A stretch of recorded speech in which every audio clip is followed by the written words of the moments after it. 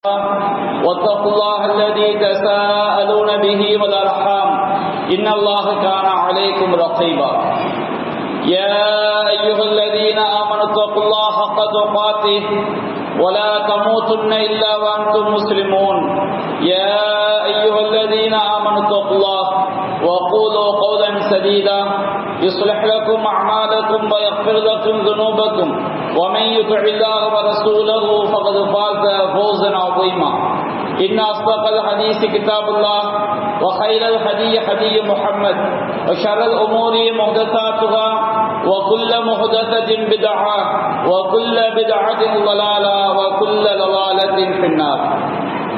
அளவிலா அருளாளனும் நிகரிலா பேரன்புடையவனுமாகிய எல்லாம் வல்ல அல்லாஹுவின் திருப்பெயரால் ஆரம்பம் செய்கின்றது.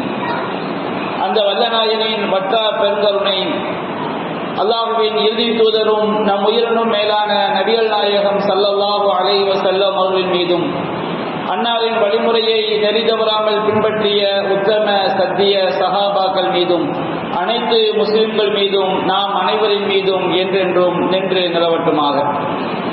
அன்பிற்குரிய பெரியோர்களே, தாய்மார்களே, சகோதர சகோதரிகளே, அல்லாஹ் ரப்பல் ஆலமீன் திருமறை குர்ஆனிலே 2 வசனங்களில் அல்லாஹ் ரப்பல் ஆலமீன் அவனை பற்றி தன்னுடைய அடியார்களுக்கு எடுத்துரைக்குமாறு அல்லாஹ் உத்தரவிடுகின்றான். ஒரு வசனத்திலே அல்லாஹ் கூறுகின்றான், நபியே, நீங்கள் மக்களுக்கு தெளிவாக அறிவித்து விடுங்கள், நப்பி இபாதி அன்னி அனல் கஃபூருர் ரஹீம், என்னுடைய அடியார்களுக்கு நீங்கள் தெளிவாக அறிவித்து விடுங்கள், தெளிவாக எடுத்து சொல்லிவிடுங்கள். எதை எடுத்து சொல்ல வேண்டும்? அன்னி அனல் கஃபூருர் ரஹீம், நிச்சயமாக அல்லாஹ்வாகிய நான், உங்களை படைத்து பரிபாலிக்கக்கூடிய இறைவனாகிய நான் மிக்க மன்னிப்பவன், நிகரிலா கருணையாளன், அன்பாளன் என்பதை என்னுடைய அடியார்களுக்கு எடுத்து சொல்லுங்கள் என்று அல்லாஹ் திருமறை குர்ஆனில் நபிகள் நாயகத்திற்கு உத்தரவிடுகின்றார். அதே போன்று 6வது அத்தியாயம் 54வது வசனத்திலே அல்லாஹ் கூறுகின்றான், நபியே, இதா ஜாஅல்லதீன யூமினூன பிஆயாத்தினா, நம்முடைய வசனங்களை இறை நம்பிக்கை கொண்ட அடியார்கள் உம்மிடம் வந்தால், திருமறை குர்ஆனுடைய வசனங்களை நம்பிக்கை கொண்ட மூமின்கள் உம்மிடம் வந்தால் நீங்கள் அவர்களுக்கு சொல்லுங்கள், ஃபகுல் ஸலாமுன் அலைக்கும், உங்கள் மீது அல்லாஹ்வுடைய அமைதி சாந்தி உண்டாகட்டும் என்பதை சொல்லிவிட்டு ஒரு முக்கியமான விஷயத்தை நீங்கள் அந்த மக்களுக்கு அறிவித்து விடுங்கள். அல்லாஹ் சொல்கின்றான், கத்தப ரப்புக்கும் அலா நஃப்ஸிர் ரஹ்மா, உங்களுடைய இறைவன் தன் மீது கருணையை, அன்பை, அருள் புரிவதை கடமையாக்கி கொண்டான் என்பதை நீங்கள் அவர்களுக்கு எடுத்துச் சொல்லுங்கள். அல்லாஹ் ரப்பல் ஆலமீன் தன் மீது கருணையை, அன்பை கடமையாக்கி கொண்டால் என்றால் எப்படி என்பதை அல்லாஹ் தொடர்ந்து விளக்குகிறான். அன்னஹு மன் அமில மின்கும் சூஅம் பிஜஹாலத்தி, உங்களில் யாராவது ஒரு அடியார் அறியாமையினால் ஒரு பாவத்தை செய்கிறார், பாவத்தை செய்துவிட்டு சும்ம தாப மின் பஅதிஹி வ அஸ்லஹ, அவர் அதற்கு பிறகு மனம் வருந்தி, நாம் இவ்வாறு பாவம் செய்து விட்டோமே, இவ்வாறு நாம் இறைவனுடைய கட்டளைக்கு மாற்றமாக நடந்து விட்டோமே என்று அவர் மனம் வருந்தி, மனம் திருந்தி அந்த பாவத்தை விட்டு விலகி வஸ்லஹ, தன்னுடைய செயல்களை அவர் சீர்திருத்திக் கொண்டால், அன்னஹு கஃபூருர் ரஹீம், நிச்சயமாக அல்லாஹ்வாகிய அவன் மிக்க மன்னிப்பவன், நிகரிலா அருளாளன், கருணையாளன் என்பதை என்னுடைய அடியார்களுக்கு நபியே நீங்கள் சொல்லுங்கள் என்று அல்லாஹ் குறிப்பிடுகிறார். இன்றைக்கு நாம் நம்முடைய இறைவனை பற்றி அறிய வேண்டிய முக்கியமான அடிப்படைகளில் ஒன்று, அல்லாஹ் ரப்பல் ஆலமீன் மிக்க மன்னிப்பவன், அவன் கருணையாளன். அவன் கருணையாளனாக இருக்கின்ற காரணத்தினால்தான் அவன் மிகவும் அடியார்களை மன்னிக்கக்கூடியவனாக, அடியார்களுடைய பாவங்களை பிழைப்படுத்தக்கூடியவனாக இருக்கிறான் என்பதை நாம் விளங்கிக் கொள்ள வேண்டும். திருமறை குர்ஆனில் நூற்றுக்கணக்கான வசனங்களை அல்லாஹ் ரப்பல் ஆலமீன் இந்த 2 பண்புகளையும் அல்லாஹ் இணைத்து சொல்லி காட்டுகிறான். கஃபூருர் ரஹீம், அல்லாஹ் மிக்க மன்னிப்பவன், நிகரிலா அன்பாளன், கருணையாளன் என்பதை பல்வேறு வசனங்கள் அல்லாஹ் ரப்பல் ஆலமீன் நமக்கு இணைத்து அல்லாஹ் குறிப்பிடுகின்றான். இந்த அல்லாஹ்வுடைய பண்புகளை அறியாத காரணத்தினால்தான் இன்றைக்கு நம்முடைய இஸ்லாமிய சமுதாயத்திலே ஏராளமான இணை வைப்பு காரியங்கள் நிறைந்து காணப்படுவதை பார்க்கிறோம். தர்காவில் போய் கோரிக்கை வைப்பது, இறந்தவர்களிடம் கோரிக்கை வைப்பது, இன்னும் சிலர் முஸ்லிம் சமுதாயத்தில் இருந்து கொண்டே சிலை வழிபாடுகளில் ஈடுபடுவதற்கு கூட என்ன காரணம் என்று சொன்னால், அவர்கள் படைத்த இறைவனாகிய உண்மையான இறைவனாகிய அல்லாஹ்வை பற்றி, அவனுடைய பண்புகளை பற்றி திருமறை குர்ஆனில் இருந்தும் நபி மொழிகளில் இருந்தும் அறிந்து கொள்ளாத காரணத்தினால்தான் இத்தகைய இணை வைப்பு காரியங்களில் மூழ்கி கிடப்பதை பார்க்கிறோம். அல்லாஹ் ரப்பல் ஆலமீன் தன்னை பற்றி அறிமுகப்படுத்தும் பொழுது திருமறை குர்ஆனுடைய ஒவ்வொரு அத்தியாயத்தின் துவக்கத்திலும் அல்லாஹ் ரப்பல் ஆலமீன் தன்னை எவ்வாறு அறிமுகப்படுத்துகின்றான்? நாம் எல்லாம் எந்த ஒரு சூறாவை ஓதும் பொழுதும் அதற்கு முன்பாக அந்த சூறாவினுடைய துவக்கமாக பிஸ்மில்லாஹ் அர் ரஹ்மான் அர் ரஹீம் என்கின்ற வசனத்தை ஓதுகின்றோம். அந்த வசனத்துடைய பொருள் என்ன? அர் ரஹ்மான் அளவிலா அருளாளன், அர் ரஹீம் நிகழிலா அன்புடையோன், அல்லாஹ்வின் பெயரால் நான் துவங்குகிறேன். நாம் அல்லாஹ்வை பற்றி குறிப்பிடும் பொழுது அந்த இறைவன் எப்படிப்பட்டவன்? அவன் அளவிலா அருளாளன். அவனுடைய அன்புக்கும் அவனது கருணைக்கும் அவனது பாசத்திற்கும் அவனது அருளுக்கும் எந்த நிகழும் கிடையாது. அல்லாஹ்வை போன்று யாரும் அன்பு காட்ட முடியாது, அல்லாஹ்வை போன்று யாரும் பாசம் காட்ட முடியாது, அல்லாஹ்வை போன்று யாரும் அருள் புரிய முடியாது என்பதை நாம் நம்முடைய மனதில் ஆழ பதிய வைக்க வேண்டும் என்பதற்காகத்தான் அல்லாஹ் ரப்பல் ஆலமீன் ஒவ்வொரு அத்தியாயத்துடைய துவக்கத்திலும் 9வது அத்தியாயத்தை தவிர திருமலை குர்ஆனில் உள்ள 113 அத்தியாயங்களின் துவக்கத்திலும் அளவிலா அருளாளன் நிகழிலா அன்புடையோன் அல்லாஹ்வின் பெயரால் நான் துவங்குகிறேன், பிஸ்மில்லாஹிர் ரஹ்மானிர் ரஹீம் என்று அல்லாஹ் தன்னை பற்றி நமக்கு குறிப்பிடுகின்றான். நாம் அல்-ஹம்து சூராவை ஓதுகின்றோம். அல்-ஹம்து சூரா எப்படிப்பட்ட அத்தியாயம்? நபிகள் நாயகம் சொன்னார்கள், லா ஸலாத்த லிமன் லம் யக்ரா பி ஃபாத்திஹத்தில் கிதாப். யார் அல்-ஹம்து சூராவை ஓதவில்லையோ அவருக்கு தொழுகையே கூடாது. அப்ப அப்படிப்பட்ட அந்த அல்-ஹம்து சூரா எல்லா தொழுகையிலும், கடமையான தொழுகையாக இருந்தாலும், சுன்னத்தான தொழுகையாக இருந்தாலும், ஜனாசா தொழுகையாக இருந்தாலும் அல்-ஹம்து சூரா இல்லாத தொழுகை கிடையாது.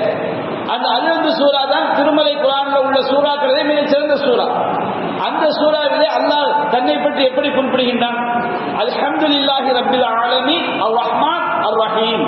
அகில உலகங்களையும் படைத்து பரிபாலிக்கக்கூடிய அல்லாஹ்வுக்கு எல்லா புகழும். அந்த அல்லாஹ் எப்படிப்பட்டவன்? அர் ரஹ்மான், அவன் அளவிலா அருளாளன், அர் ரஹீம், அவன் நிகரிலா அன்புடையோன் என்று அல்லாஹ் ரப்பல் ஆலமீன் தன்னுடைய அருளுக்கும் அன்புக்கும் நிகரில்லை என்பதை நமக்கு எடுத்துரைக்கின்றான். நபிகள் நாயகம் ஸல்லல்லாஹு அலைஹி வஸல்லம் அவர்கள் ஏராளமான நபி மொழிகளில் அல்லாஹ்வுடைய கருணையை பற்றி, அல்லாஹ்வுடைய அன்பை பற்றி நமக்கு எடுத்துரைக்கின்றார்கள். சஹீஹ் முஸ்லிமிலே பதிவு செய்யப்பட்டுள்ள ஒரு நபி மொழியை நாம் பார்க்கிறோம். நபிகள் நாயகம் ஸல்லல்லாஹு அலைஹி வஸல்லம் அவர்கள் சொன்னார்கள், அல்லாஹ் ரப்பல் ஆலமீன் அவனுடைய கருணையை, அவனுடைய அன்பை, அவனுடைய அருளை அல்லாஹ் 100ஆக பங்கிட்டான். அல்லாஹ்வுடைய அன்பை அல்லாஹ் 100ஆக பங்கிட்டான்.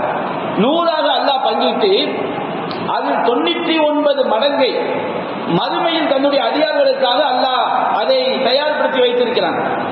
அவனுடைய கருணையில் ஒரே ஒரு மடங்கை தான் அல்லாஹ் இந்த பூமியில் அவனுடைய படைப்பினங்களுக்கு மத்தியில் அல்லாஹ் இறக்கி வைத்தான்.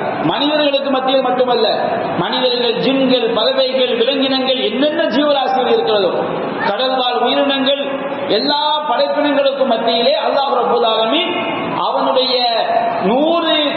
கருணையில் 100ல் ஒரு பங்கைத்தான் இந்த படைப்பினங்களுக்கு மத்தியிலே அல்லாஹ் இறக்கி வைத்தான். அந்த கருணையின் காரணமாகத்தான் ஒரு மனிதன் தன்னுடைய தாயின் மீது காட்டக்கூடிய அன்பு, தன்னுடைய மனைவியின் மீது காட்டக்கூடிய அன்பு, தன்னுடைய பிள்ளைகள் மீது காட்டக்கூடிய அன்பு, தன்னுடைய தந்தை மீது காட்டக்கூடிய அன்பு, ஏழைகள் மீது, அனாதைகள் மீது, உறவினர்கள் மீது என்று மனிதன் காட்டக்கூடிய எல்லா அன்பும் அது அவனுடைய உள்ளத்தில் எங்கிருந்து வந்தது? அல்லாஹ் ரப்பல் ஆலமீன் இறக்கி வைத்த அந்த கருணையின் பிரதிபலிப்பு தான் ஒவ்வொரு படைப்பினமும் இன்னொரு தன்னுடைய குட்டிகளின் மீது காட்டக்கூடிய பண்பு. நபிகள் நாயகம் ஸல்லல்லாஹு அலைஹி வஸல்லம் சொன்னார்கள், ஒரு குதிரை தன்னுடைய கால் குழம்பு குட்டியின் மீது பட்டுவிட்டால் எங்கே தன்னுடைய குதிரைக்கு பாதிப்பு உண்டாகிவிடுமோ என்று தன்னுடைய கால் குழம்பை தன்னுடைய குட்டியின் மீது பட்டுவிடாமல் உயர்த்துகிறது அல்லவா? இதுவும் அல்லாஹ் ரப்பல் ஆலமீன் இந்த படைப்பினங்கள் மீது இறக்கி வைத்த அந்த அன்பின் காரணமாகத்தான். அப்ப நம்முடைய உள்ளத்துல அன்பு, கருணை என்ற அந்த தன்மை ஏற்பட்டிருப்பதற்கு காரணமே அல்லாஹ் ரப்பல் ஆலமீன் அவன் இறக்கி வைத்த அந்த கருணை. அவனது கருணையின் 100ஆக அல்லாஹ் பங்கிட்டு அதில் ஒரு பகுதி தான் இத்தகைய விளைவுகளை உலகத்தில் ஏற்படுது. உலகத்தில் நம்ம பேசுறோம், என்ன மாதிரி யாராவது அன்பு காட்ட முடியுமான்னு மனிதன் கேட்கின்றான். தன்னுடைய மனைவியை நான் உன்னை உலகத்திலே அதிகமாக நேசிக்கிறேன் சொல்கிறான். மனைவி கணவனை பார்த்து சொல்கிறார்கள், தாயை பார்த்து சொல்கிறார்கள், தந்தையை பார்த்து சொல்கிறார்கள். தாங்கள் அன்பு கொண்ட மனித மக்களுக்காக மிகப்பெரிய தியாகங்களை எல்லாம் செய்கிறார்கள். இந்த தியாகம் எல்லாம், இந்த அன்பு எல்லாம், இந்த கருணை எல்லாம் இறைவனுடைய கருணையின் 100ல் 1 பங்கில் தான் இப்படி நடக்கிறது என்று சொன்னால், மறுமை நாளில் அல்லாஹ் ரப்பல் ஆலமீன் தன்னுடைய அதிகாரிகளுக்காக அவனது 99% கருணையை அல்லாஹ் வெளிப்படுத்தவிருக்கிறார் என்று சொன்னால், அந்த அல்லாஹ்வுடைய பாசம், அந்த அல்லாஹ்வுடைய கருணை, அவனது அருள், அவனது அன்பு அது எப்படி இருக்கும் என்பதை நாம் எந்த கற்பனையும் செய்துவிட முடியாது. அப்படிப்பட்ட நிகழ்ந்த அன்பாளனாக அல்லாஹ் இருக்கின்றார். அல்லாஹ் ரப்பல் ஆலமீன் இந்த மனித சமுதாயத்தின் மீது கொண்டிருக்கக்கூடிய பேரருள், அல்லாஹ்வுடைய அடியார்கள் மூமின்கள் மீது அல்லாஹ் கொண்டிருக்கக்கூடிய பாசம், எந்த அளவிற்கு இறைவனுடைய அருள் இருக்கிறது. நபிகள் நாயகம் ஸல்லல்லாஹு அலைஹி வஸல்லம் அவர்கள் சொன்னார்கள், அல்லாஹ் ரப்பல் ஆலமீன் நன்மைகளையும் தீமைகளையும் அல்லாஹ் எழுதினான். எப்படி மனிதர்கள் செய்யக்கூடிய பாவங்களுக்கு எப்படி நன்மைகள் பதிவு செய்யப்பட வேண்டும், மனிதர்கள் செய்யக்கூடிய தீமைகளுக்கு எப்படி தீமைகள் எழுதப்பட வேண்டும் என்பதை அல்லாஹ் விதியாக்கினான். எப்படி அல்லாஹ் விதியாக்கினான் தெரியுமா? அல்லாஹ் அதை தெளிவுபடுத்தினான். நபிகள் நாயகம் சொல்லி காட்டுகிறார்கள், மன் ஹம்ம பி ஹஸனா, ஒருவன் ஒரு நன்மையை செய்வதற்கு நினைக்கின்றான். உள்ளத்துல ஒரு நன்மையை செய்வதற்கு ஒருவன் நினைக்கின்றான். நாம ஒரு ஏழைக்கு உதவி செய்வோம், அல்லது நாம ஒரு ஏழைக்கு சாப்பாடு வாங்கி கொடுப்போம் என்று ஒருவன் ஒரு நன்மையை செய்வதற்கு நினைக்கின்றான். ஆனால் நன்மையை செய்ய நினைத்தவன் பலம் யஅமல் பிஹா, அதை அவன் செய்யவில்லை. உள்ளத்துல செய்ய நினைக்கின்றான், ஆனால் அதை அவன் செயல்படுத்தவில்லை. செயல்படுத்தவில்லை என்று சொன்னால் அல்லாஹ் மலக்குமார்களுக்கு சொல்கிறான், கத்தபஹுல்லாஹு லஹு இன்தஹு ஹஸனத்தன் காமிலா, அல்லாஹ் ரப்பல் ஆலமீன் அவனுக்காக தன்னிடத்தில் ஒரு முழுமையான நன்மையை அல்லாஹ் பதிவு செய்கிறான். அல்லாஹ் எப்படிப்பட்ட அன்பாளன் பாருங்க. ஒருவன் நல்லதை செய்ய நினைக்கிறான், நல்லதை செய்ய நினைத்து அதை அவன் செயல்படுத்தாமல் விட்டுவிட்டால் அவனுக்கு ஒரு முழுமையான நன்மை. ஒருவன் ஒரு நல்லதை நினைத்து அதை செயல்படுத்தி விட்டார். ஒரு நல்லதை நினைக்கிறான், ஒரு ஏழைக்கு ஒரு 10 ரூபாய் கொடுப்போம், ஒரு சாப்பாடு கொடுப்போம், ஒரு தண்ணி கொடுப்போம் என்று ஒருவன் ஒரு நல்லதை நினைத்து அவன் அதை நடைமுறைப்படுத்தி விட்டால் அதற்குரிய கூலி என்ன தெரியுமா? அல்லாஹ் எப்படிப்பட்ட அர் ரஹ்மான் தெரியுமா? நபிகள் சொல்கிறார்கள், கதபல்லாஹு லஹு இலா 10 ஹஸனாத், அல்லாஹ் ரப்பல் ஆலமீன் அவனுக்காக தன்னிடத்தில் 10 நன்மைகளை பதிவு செய்கிறான். 10 மட்டுமல்ல, அவனுடைய இஹ்லாஸை பொறுத்து, மன தூய்மையை பொறுத்து இலா 700 அவனுக்கு 700 மடங்காக அல்லாஹ் பதிவு செய்கிறான். 700 மடங்கு மட்டுமல்ல, இலா அலாஃபின் கஸீரா, இன்னும் பல மடங்குகள் அல்லாஹ் ரப்பல் ஆலமீன், 10,000 மடங்குகள், 10 லட்சம் மடங்குகள், பல கோடி மடங்குகள் அவனுக்காக அல்லாஹ் நன்மையை பதிவு செய்கிறான். ஒரு நன்மையை ஒரு செய்ய நினைத்து அதை அவன் சரியான முறையை செய்து விட்டான் சொன்னால், அல்லாஹ்வுக்காக இஹ்லாஸான முறையில் ஒரு நன்மையை செய்து விட்டான் சொன்னால் அவனுக்கு குறைஞ்சது 10. அவனுடைய இஹ்லாஸ், மன தூய்மை கூட கூட கூட கூட அல்லாஹ் செய்கின்றான். அதை 70 மடங்காக, அதை 10,000 மடங்காக, பல கோடி மடங்காக அவன் நன்மையை அல்லாஹ் பதிவு செய்கிறான் என்று சொன்னால் அவன் எப்படிப்பட்ட கருணையாளனாக இருக்கிறான். நபிகள் நாயகம் ஸல்லல்லாஹு அலைஹி வஸல்லம் அவர்கள் ஆரம்பகால சஹாபாக்களை பிற்கால சஹாபாக்களோடு ஒப்பிட்டு சொன்னார்கள். ஆரம்பகால சஹாபாக்களோட ஈமான் என்பது அது மிக உறுதியானது, அவருடைய இஹ்லாஸ் என்பது மிக பரிசுத்தமானது. அப்ப மக்கா வெற்றிக்கு முன்பாக இஸ்லாத்தை ஏற்றுக்கொண்ட சஹாபாக்கள், மக்கா வெற்றிக்கு பிறகு இஸ்லாத்தை ஏற்றுக்கொண்ட சஹாபாக்கள். நபிகள் நாயகம் ஸல்லல்லாஹு அலைஹி வஸல்லம் அவர்கள் மக்கா வெற்றிக்கு பிறகு இஸ்லாத்தை ஏற்றுக்கொண்ட சஹாபாக்களும் சிறந்தவர்கள் தான், சொர்க்கவாசிகள் தான், நல்லவர்கள் தான். மக்கா வெற்றிக்கு முன்பாக இஸ்லாத்தை ஏற்றுக்கொண்ட மக்களும் சிறந்தவர்கள் தான், சொர்க்கவாசிகள், நல்லவர்கள் தான். ஆனால் 2 பேருக்கு மத்தியில், மலைக்கும் மடுவுக்கும் மத்தியில் உள்ள வித்தியாசம் இருக்கிறது. நபிகள் நாயகம் சொன்னார்கள், லா தஸூபு அஸ்ஹாபி, என்னுடைய சஹாபாக்களை திட்டாதீர்கள். ஆரம்ப கால சஹாபாக்களை திட்டாதீர்கள். பிற்காலத்தில் பின்னாடி இஸ்லாத்துக்கு வந்த சில சஹாபாக்கள் ஆரம்ப கால சஹாபாக்களை விமர்சிக்கும் போது நபிகள் நாயகம் சொன்னாங்க, என்னுடைய ஆரம்ப கால தோழர்கள் நீங்கள் திட்டாதீர்கள். நீங்கள் உங்கள் ஒருவர் பிற்காலத்தில் இஸ்லாத்தை ஏற்றுக்கொண்ட ஒருவர் லவ் அன்ஸக மிஸ்லு உஹதி தஹபன், உஹது மலை அளவிற்கு தங்கத்தை தர்மம் செய்தாலும் சரி, ஆரம்ப கால சஹாபாக்கள் தன்னுடைய ஒரு கை அளவிற்கோ அல்லது ஒரு கையின் பாதி அளவிற்கோ செய்த தர்மத்திற்கு ஈடாகாது.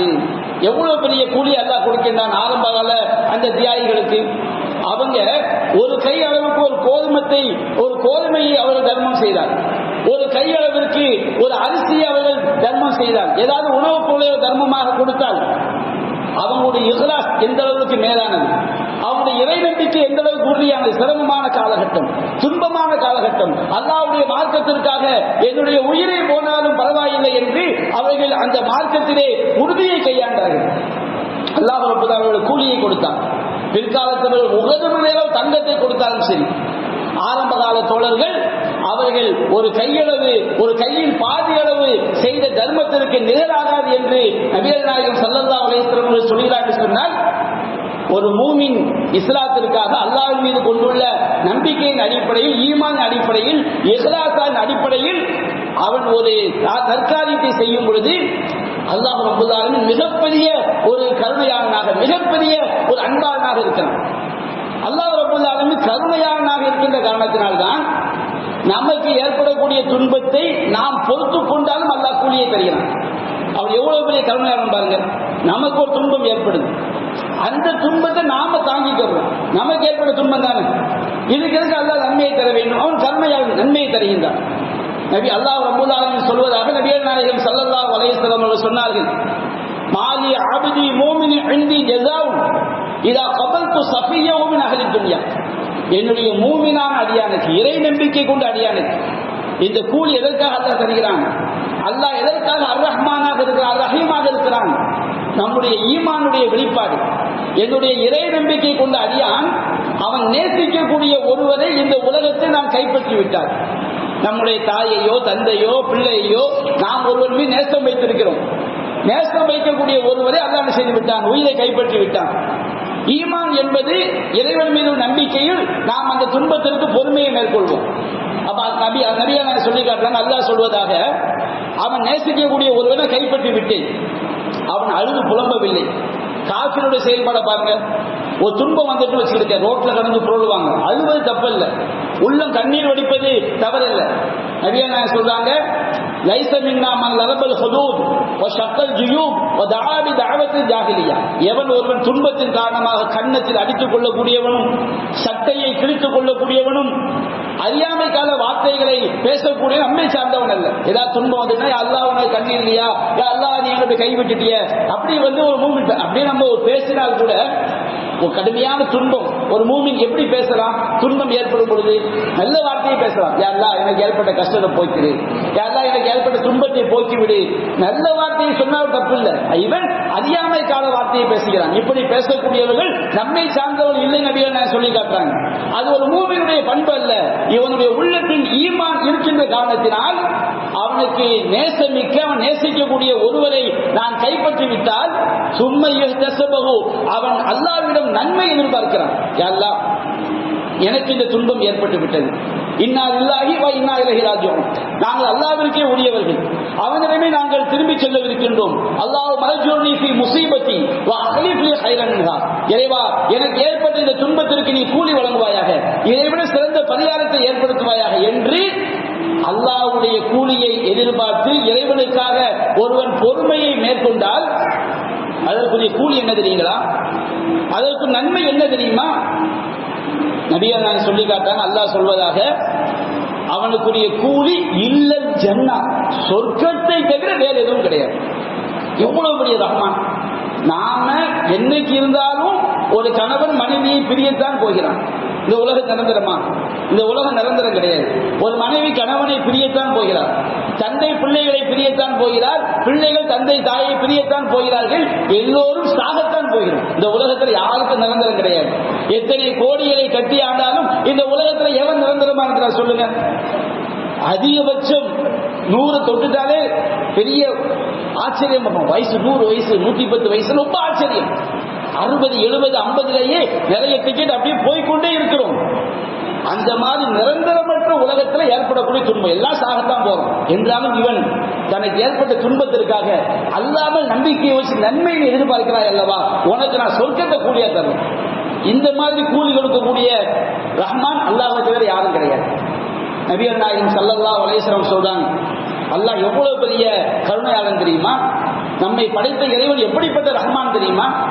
நபிகள் நாயகம் சொல்லி காட்டுறாங்க, அல்லாஹ் சொல்வதாக, அல்லாஹ் சொல்கிறான், இதா இப்தலைத்து அபிபி ஹபீபத்தை, என்னுடைய அடியானை அவன் நேசிக்கக்கூடிய 2 விஷயங்களின் மூலம் சோதித்தான்.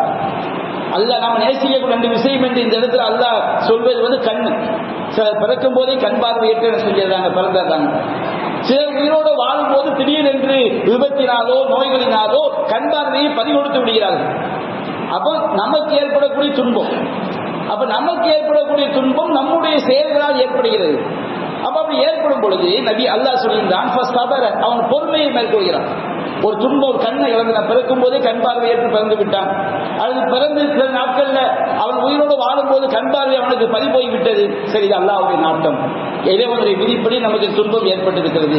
கண் பார்வைக்கு மட்டும் கிடையாது, எந்த துன்பமா இருந்தாலும் சரி அவனுக்கு ஒரு துன்பம் என்று அவன் பொறுமையை மேற்கொண்டான் என்று சொன்னால் அல்லாஹ் சொல்கிறான், இதற்கு பகரமாக அவனுக்கு நான் சொர்க்கத்தை பகரமாக்கிறேன். எப்படிப்பட்ட ரஹ்மான் பாருங்க. நமக்கு ஏற்பட்ட துன்பத்தை நாம் பொறுத்து கொண்டால் நமக்கு அல்லாஹ் சொர்க்கத்தை தருகிறான். நபிகள் நாயகம் ஸல்லல்லாஹு அலைஹி வஸல்லம் சொன்னார்கள், எந்த ஒரு துன்பமாக இருந்தாலும் சரி, மா யுஸீபுல் முஸ்லிம மின் நஸபின் வலா வஸபின் வலா ஹுஸ்னின் வலா கம்மின் வலா ஹம்மின், ஒரு முஸ்லிமுக்கு ஏற்படக்கூடிய துன்பம், துக்கம், துயரம், மனக்கவலை, கஷ்டம், மனபாரம் எதுவாக இருந்தாலும் சரி, ஹத்த ஷௌகத்தை ஷாக்குஹா, அவனுடைய காதில் குத்தக்கூடிய முள்ளாக இருந்தாலும் சரி, ஒரு சின்ன ஒரு முள்ளு நம்ம குத்திருச்சு, அல்லாஹ்வுடைய விதிப்படி ஏற்பட்டிருக்கின்ற இறைவனுக்காக அந்த துன்பத்தை அவன் பொறுத்து கொண்டான். பெரிய துன்பமாக இருந்தாலும் சின்ன துன்பமாக இருந்தாலும் சரி, அந்த ரஹ்மான் எப்படிப்பட்டவன் தெரியுமா? இல்லா கஃபரல்லாஹு பிஹி ஹதாயா, அதற்கு பகரமாக அவன் பொறுமையை மேற்கொண்ட காரணத்தினால் அவனுடைய பாவங்களை எல்லாம் அல்லாஹ் அழிக்கிறான் என்று சொன்னால் அந்த அல்லாஹ்வுடைய கருணை எப்படிப்பட்டது, அவன் எப்படிப்பட்ட ரஹ்மான். அடுத்து பாருங்க, அல்லாஹ் எப்படிப்பட்ட ரஹ்மான் தெரியுமா? நபியா சொல்றாங்க, வஃபி புதுஇ அஹதிக்கும் சதகா, உங்களை ஒருவர் மனைவியோடு தாம்பத்தியத்தில் ஈடுபடுவது கூட நன்மைங்கிறாங்க. ஒருவர் சஹாபாக்கள் ஆச்சரியப்பட்டு கேட்கிறாங்க, அல்லாஹ்விட்டே எழுத்தி அகதுனா ஷஹ்வத்தஹு எப்பொழுது ஃபியாஜுன், எங்களை ஒருவர் அவனுடைய ஆசையை அவனுடைய இச்சையை அவன் தீர்த்துக் கொள்கிறான், இதற்கு அல்லாஹ் கூலி தர வேண்டும், இதற்காக அல்லாஹ் இதற்கு கூலி தர வேண்டும். அவனுடைய ஆசை, அவனுடைய விருப்பம், அவன் மன திருப்தி அடைகிறான், அல்லாஹ் ஏன் இதற்கு நன்மையை கொடுக்க வேண்டும்? அவியா சொன்னாங்க, இந்த உலகத்துல காஃபிர்களுக்கும் மூமின்களுக்கும் உள்ள வித்தியாசம் என்ன தெரியுங்களா? இந்த உலகத்துல மூமின்கள் அல்லாத எல்லோருமே திருமணம் முடிக்கிறாங்க, எல்லோருமே சம்பாதிக்கிறாங்க, எல்லோருமே பெற்றோர்களை கவனிக்கிறார்கள், எல்லோருமே உறவினர்களை அரவணைக்கிறார்கள், எல்லா மக்களிலையும் நன்மைகள் செய்யக்கூடியவங்க இருக்கிறாங்க. ஆனால் ஒரு மூமின் மட்டும்தான் அவன் தன்னுடைய மனைவியை கவனிக்கிறான் என்று சொன்னால் எல்லோரும் இந்த மனைவி தன்னிடத்தில் அன்பாக இருக்க வேண்டும் என்பதற்காக கவனிப்பார்கள், தன்னுடைய மனைவி தன்னிடம் பாசமாக இருக்க வேண்டும், தனக்கு பணிவிடை செய்ய வேண்டும் என்பதற்காக கவனிப்பார்கள். ஆனால் ஒரு மூமின் மட்டும்தான் அவன் என்னுடைய இறைவன் மனைவியை கவனிக்க சொல்கிறான் என்பதற்காக கவனிப்பான்.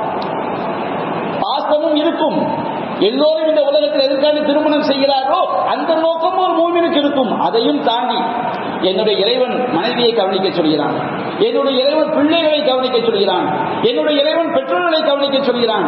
நாம் எதற்காக தூங்குகிறோம்? யார்கிட்ட போய் கேட்டாலும் ஈமான் இல்லாத அல்லது சரியாக இஸ்லாத்தை புரியாத யார்கிட்ட போய் கேட்டாலும் உடல் ஆரோக்கியத்துக்காக தூங்குறோம் பாங்க. எதுக்குப்பா சம்பாதிக்கிற? நான் நல்லபடியா வாழ்வதற்காக சம்பாதிக்கிறேன் பாங்க. ஆனால் ஒரு மூமினுடைய பதில் அதுவல்ல. நான் எதற்காக தூங்குகிறேன்? என்னுடைய இறைவனுக்கு கட்டுப்பட்டு வாழ வேண்டும். என்னுடைய இறைவன் என்னை தொலை சொல்கிறான், என்னுடைய இறைவன் நோன்பு தொடுக்க சொல்கிறான், என்னுடைய இறைவன் ஜக்காத் கொடுக்க சொல்கிறான், என்னுடைய இறைவன் பல்வேறு காரியங்களை செய்ய சொல்கிறான். அதற்கு எனக்கு உடல் ஆரோக்கியம் தேவை. நான் உடல் ஆரோக்கியத்தோடு இருந்தால்தான் நான் இறைவனுக்கு வழிபட்டு வாழ முடியும். அதற்காக தூங்குகிறேன். எதற்காக சம்பாதிக்கிறார்? எல்லோரும் நல்லா இருக்க சம்பாதிக்க சொல்லுவாங்க. ஆனா ஒரு மூமினுடைய நோக்கம் அப்படி அல்ல. என்னுடைய இறைவனுக்கு வழிபட்டு வாழ வேண்டும் என்ற சம்பாத்தியம் அவசியம். இப்ப நாம தொழணும்னா தொழுவதற்கு உடம்புக்கு சக்தி அவசியம். சாப்பிடாம தொழ முடியுமா? ருக்கு செய்ய முடியுமா? சுஜூத் செய்ய முடியுமா? தூங்காவிட்டால் சரியாக தொழ முடியுமா? அப்ப நம்ம சாப்பிட்டால் தான் சரியாக அல்லாஹ்வை தொழ முடியும். அல்லாஹ் நாம் பெற்றோருக்கு செய்ய வேண்டிய கடமையை செய்வதற்கு பொருளாதாரம் அவசியம், பிள்ளைகளை கவனிப்பதற்கு பொருளாதார அவசியம், ஜக்காத் கொடுக்க வேண்டும், ஏழைகளை கவனிக்க வேண்டும், அனாதைகளை அரவணைக்க வேண்டும், உறவினர்களை அரவணைக்க வேண்டும், ஹஜ் செய்ய வேண்டும், குர்பானை கொடுக்க வேண்டும். இப்படி ஏராளமான இறை கடமைகள், மார்க்க வணக்கங்கள் பொருளாதாரத்தை அடிப்படையாக கொண்டிருக்கிறது. எதற்காக நான் சம்பாதிக்கிறேன்? என் இறைவன் சொன்னபடி வாழ்வதற்காக சம்பாதிக்கிறேன். இப்படி இந்த எண்ணத்தில் நீங்க எத்தனை ஆயிரம் கோடியை சம்பாதிச்சாலும் அந்த செல்வம் நம்மை அல்லாஹ்வை விட்டு திசை திருப்பாது. இந்த எண்ணம் வந்துட்டு வச்சுக்கோங்க. நம்ம காசுக்கு நம்ம அடிமையாகாத வரைக்கும் எத்தனை கோடிகள் நம்ம சம்பாதிச்சாலும் அல்லாஹ்வுடைய நினைவை விட்டும் காசு நம்மை திருப்பாது. என்னைக்கு அல்லாஹ்வுடைய மார்க்கத்தை விட நமக்கு செல்வம் பெரிது என்று ஆகிவிட்டதோ அன்றைக்கு நாம் இணை வைப்பு ஷிர்கில் விழுந்து விட்டோம். அது நபியான சொன்னார், தஈஸ அப்து தீனார் வ அப்து திர்ஹம், தங்கம் வெள்ளி காசுகளுக்கு மென்மைப்பட்டுக்கும் கடிதப்பட்டுக்கும் அடிமையானவன் நாசமாகி விட்டான். அடிமையானவன் என்று சொன்னால் அல்லாஹ்வை விட அவன் செல்வத்தை, மார்க்கத்தை விட செல்வத்தை விரும்பக்கூடியவன் ஆகிவிட்டான். அப்போ ஒரு மூமின் அவன் திருமணம் செய்கிறான் என்று சொன்னால் நோக்கம் என்ன? அவன் ஹராமுல போய் விழுந்து விடக்கூடாது. என்னுடைய இறைவன் சொன்னபடி என்னுடைய கற்பை நான் பாதுகாத்துக் கொள்ள வேண்டும் என்றால் அதற்கு திருமணம் அவசியம் என்பதற்காக அவன் திருமணம் செய்கிறான். அவன் தன்னுடைய கற்பை பாதுகாத்துக் கொள்வதற்காக அவன் தாம்பத்தியத்தில் ஈடுபடுகிறான். அல்லாஹ் அவனுக்கு நன்மையை பதிவு, கருணையாளன் அவனுக்கு நன்மையை அல்லாஹ் பதிவு செய்கிறான். சஹாபாக்கள் கேட்டார்கள், அல்லாஹ்வின் தூதரே, எதற்காக எங்களுடைய ஆசையை நிறைவேற்றிக் கொள்வதற்கு எதற்கு அல்லாஹ் கூலி தர வேண்டும்? ஆச்சரியம். அவன் ரஹ்மான். நபியா நாயகம் சொன்னார்கள், இதே அவன் ஒரு ஹராமான காரியத்தை செய்து விட்டால், ஒரு விபச்சாரத்தில் ஈடுபட்டு விட்டால் அதற்காக அல்லாஹ் அவனை தண்டிப்பான் அல்லவா? ஆமாம் அல்லாஹ்வின் தூதரே, அதற்காகத்தான் அவன் அந்த ஹராமை தவிர்க்க வேண்டும் என்பதற்காக, அவன் ஹலாலை செய்ததற்காக அவன் அல்லாஹ் அவனுக்கு கூலியை கொடுக்கின்றான். அவன் அர் ரஹ்மான், அவன் கருணையாளன். நபியா நாயகம் சொன்னார்கள், நீ உன்னுடைய மனைவியினுடைய வாயில் ஊட்டிவிடக்கூடிய ஒரு கவலை உணவாக இருந்தாலும் சரி, அதற்கும் அல்லாஹ் நன்மையை தருகிறான். எல்லாரும் எதுக்கு மனைவி வாய் வச்ச இடத்துல கடி சாப்பிடுறாங்க, மனைவி குடித்த இடத்துல என்ன செய்யறாங்க, வாய் வச்சு குடிக்கிறாங்க? என்ன, அவங்க ரொம்ப பாசம், ரொம்ப கணவன் மனைவி நேசம், அந்த அளவுக்கு அவர் என்ன செய்யறாரு, ரொம்ப அட்ராக்டிவா இருக்கிறாங்க. ஆனால் ஒரு மூமின், ஒரு மூமினான பெண், ஒரு மூமினான கணவன், ஒரு மூமினான மனைவி, அவங்க அன்பு காட்டுறாங்க. எதற்காக நீ உன்னுடைய கணவனும் அன்பாக நடக்கிறாய்? எதற்காக உன்னுடைய மனைவியிடம் அன்பாக நடக்கிறாய்? என்னுடைய இறைவன் சொன்னான், உங்கள் மனைவியரிடத்தில் நீங்கள் அழகிய முறை வாழ்க்கை நடத்துங்கள். நீங்கள் அவரிடம் ஒரு குணத்தை வெறுத்தால் அதை நீங்கள் பொருந்திக் கொள்ளுங்கள். நீங்கள் வேறு நன்மைகளை அல்லாஹ் வைத்திருப்பான். அல்லாஹ் இப்படியெல்லாம் சொல்லி இருக்கிறான். அதற்காக நான் வாழ்கிறேன். ஒரு பெண் என்ன செய்கிறார்? தன்னுடைய கணவனுக்காக தன்னை அலங்கரித்துக் கொள்கிறார். வெளியே போகும்போது அலங்கரிக்கக்கூடிய பெண்களை எல்லாம் பார்க்கிறோம். ஒரு பெண் என்ன செய்கிறார்? கணவனுக்காக தன்னை அலங்கரித்துக் கொள்கிறார். ஒரு ஆண் என்ன செய்கிறான்? தன்னுடைய மனைவிக்கான தன்னை அலங்கரித்துக் கொள்கிறார். பெரிய சோகத்தாடி வைக்காம, மீசைய வாய் அடைக்கிற மாதிரி வைக்காம, தன்னுடைய மனைவிக்கு, தன்னுடைய மனைவியுடைய பார்வைக்கு தான் அழகாக இருக்க வேண்டும் என்பதற்காக நல்ல அழகிய ஆடைகளை உடுத்துறான். வீட்டில் நறுமணத்தோடு இருக்கிறான், தன்னை அலங்கரித்துக் கொள்கிறான். எதற்கு பால் இப்படி செய்கிறாய்? என்னுடைய இறைவன் இவ்வாறு உத்தரவிட்டு இருக்கிறான். ஒரு பெண்ணு தன்னுடைய கணவனுக்காக தன்னை அலங்கரித்துக் கொள்கிறார். இன்றைய சமூகத்தில் தான் பெரிய பிரச்சனை. சமுதாயத்தில் என்ன பிரச்சனை? அதிகமான குடும்பங்கள்ல பெரிய பிரச்சனை என்றால், வீட்டுக்குள்ள இருக்கும் போது அழுக்கு மூட்டையாக இருக்கக்கூடிய பெண்கள் வீட்டை விட்டு வெளியேறும்போது செய்யறாங்க, அலங்கரித்துக் கொண்டு வெளியே போறாங்க. அது பாவ மூட்டையை அவங்களுக்கு ஏற்படுத்திவிடும். ஆனால் ஒரு மூமினான பெண் தன்னுடைய கணவனுக்காக தன்னை அலங்கரித்துக் கொண்டாள் என்று சொன்னால் அவளுக்கு அந்த அலங்காரத்திற்காக நன்மை பதிவு செய்யப்படுகிறது. தன்னை அலங்கரி, நாம சுத்தமா இருக்கிறோம், நாம பல் துளக்கிறோம், நாம எண்ணத்தை சீவுறோம், நமக்கு ஆரோக்கியம். நம்மை படைத்த இறைவன் நன்மை தர்றான். எதுக்குப்பா நன்மை? நீ உன்னுடைய இறைவன் சொன்னான் என்பதற்காக நீ இப்படி வாழ்கிறாய். உன்னுடைய இறைவன் சொன்னான் என்பதற்காக நீ இப்படி செய்கிறாய். இறைவன் கருணையாளன், உனக்கு நன்மையை தருகிறான். அதன் நபியான சொன்னார்கள், உன்னுடைய மனைவியின் வாயில் நீ ஊட்டிவிடக்கூடிய ஒரு கவல உணவாக இருந்தாலும் அல்லாஹ் அதற்கு நன்மையை பதிவு செய்கிறான் சொன்னால் அவனுடைய கருணை என்ன, அவனுடைய அருள் என்ன, அவனுடைய அன்பு என்ன? அன்பிற்குரிய சகோதரர்களே, அல்லாஹ்வுடைய கருணை என்பது, அல்லாஹ்வுடைய அன்பு என்பது, அவனுடைய பாசம் என்பது அது நிகரற்ற ஒன்று. அப்படிப்பட்ட இறைவனுடைய அன்பை விளங்கி, அவனுடைய அருளை விளங்கி அத்தகைய இறைவனுக்கு இணை வைக்க நன்மக்களாக நம்முடைய வாழ்வை நாம் அமைத்துக் கொள்ள வேண்டும் என்று கூறி என்னுடைய முதல் உரையை நான் நிறைவு செய்கின்றேன். வாஹிரு தஅவானா அல்ஹம்துலில்லாஹி ரப்பில் ஆலமீன்.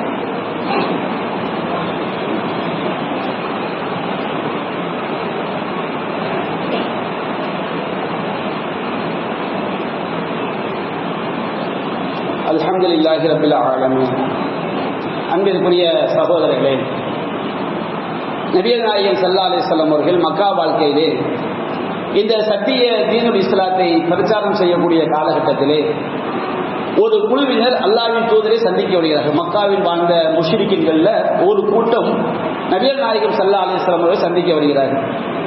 சந்திக்க சொல்றாங்க, முகமது அவர்களே, நீங்க சொல்லக்கூடிய இந்த இஸ்லாமிய மார்க்கம் மிகச்சிறந்த மார்க்கம், நீங்க அற்புதமான கொள்கையை நீங்க முன்வைக்கிறீங்க. உங்க மார்க்கத்தை பின்பற்றினால் ஒரு மனிதன் சிறந்தவனாக நல்லவனாக மாற முடியும். ஆனால் எங்களுக்குரிய கேள்வி என்னவென்று சொன்னால், நாங்க ஏற்கனவே வாழ்ந்த வாழ்க்கையில ஏராளமான கொலைகளை செய்துவிட்டோம். ஏராளமான கொலை செஞ்ச கூட்டமா அந்த கூட்டம் இருக்கிறாங்க. ஏராளமான விபச்சாரங்களை நாங்கள் செய்துவிட்டோம். ஏராளமான பாவங்களை நாங்கள் செய்துவிட்டோம். நாங்கள் இந்த இஸ்லாத்தை ஏற்றுக்கொண்டால் அந்த பாவத்தை எல்லாம் விட்டு விலகி மனம் வருந்தி திருந்தி, ஏதோ அறியாமை காலத்தில் இப்படிப்பட்ட பாவத்தை நாங்கள் செஞ்சிட்டோம், இனிமே நாங்கள் இஸ்லாத்தை ஏற்றுக்கொண்டால் நாங்க செஞ்ச கொலை பாவங்களை அல்லாஹ் மன்னிப்பானா, நாங்க செஞ்ச விபச்சார குற்றத்தை அல்லாஹ் மன்னிப்பானா, இது நாங்க என்னென்ன திருட்டு குற்றம் பல பயங்கரமான குற்றங்களை எல்லாம் செய்திருக்கிறோம், பாவிகளாக நாங்கள் இருந்திருக்கிறோம், இந்த பாவங்களை எல்லாம் அல்லாஹ் மன்னிப்பானா என்று நபிகள் நாயகத்திடம் அவர்கள் மனம் வருந்தி கேட்டு வர்றாங்க.